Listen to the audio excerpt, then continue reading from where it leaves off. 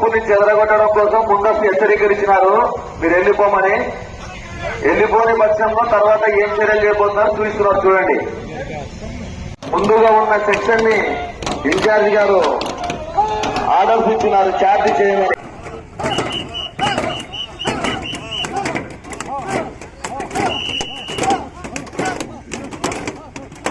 మాకు అక్కడ నుంచి ఎదిరిపోయినందున ఇన్ఛార్జి గారు వెనక్కి రమ్మని ఉత్తర్వులు జారీ చేసినారు. వారి ఉత్తర్వుల వరకు వెనక్కి వెళ్తున్నారు. పార్టీని ఫైర్కు ఆదేశాలు జారీ చేస్తున్నాడు.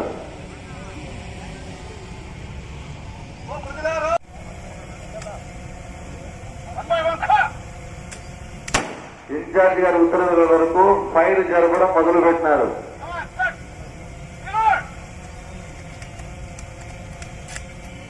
బాబు మీరు కొంచెం సైడ్ ఎన్నికేలండి, అందరు కనపడాలా.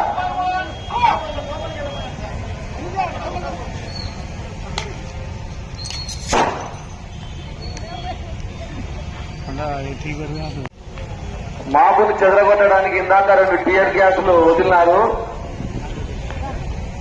కదలని పక్షంలో తదుపరి చర్యలు ఏం చేయాలని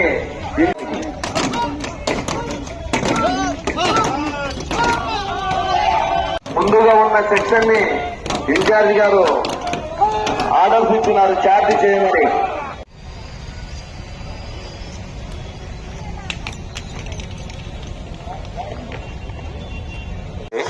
ఎలక్షన్లు అయితే మనకి ప్రశాంతంగా జరిగాయి. ఎలక్షన్ తర్వాత చిన్న అలజడి అనేటువంటి చోటు చేసుకుంది జమ్మలమడుగులో. దాన్ని పోలీసు వారు కూడా అత్యంత ప్రతిష్టాత్మకంగా తీసుకుని ఎటువంటి గొడవలు జరగకుండా చర్యలు చేపట్టారు. అదేవిధంగా రాబోయేటువంటి కౌంటింగ్ సమయంలో కూడా ప్రజలందరూ కూడా ఎటువంటి గొడవలు అల్లాంలకు పాల్పడకుండా శాంతి భద్రతల పర్యవేక్షణకు పోలీసు వారికి సహకరించాలని కోరుతున్నాం. ఎటువంటి శాంతి భద్రతలు విఘాతం కలిగించినా ఇప్పుడు చూపించినటువంటి మాబ్ ఆపరేషన్ ఎలా అయితే ఉందో లాఠీ చార్జ్ కానీ టీయర్ గ్యాస్ ప్రయోగించడం, కాల్పులు జరపడం అటువంటి చర్యలు పోలీసు వారు తీసుకోవడానికి సన్నద్ధంగా ఉన్నారు. కాబట్టి ప్రజలందరూ కూడా శాంతి భద్రతల పర్యవేక్షణకు పోలీసు వారికి సహకరించాలని కోరుతున్నాం. లేదంటే మీపై కేసులు నమోదు చేస్తారు, తీవ్రమైన చర్యలు ఉంటాయి. కాబట్టి ఇవన్నీ దృష్టిలో పెట్టుకొని పోలీసు వారికి సహకరించాలిగా కోరుతున్నాం.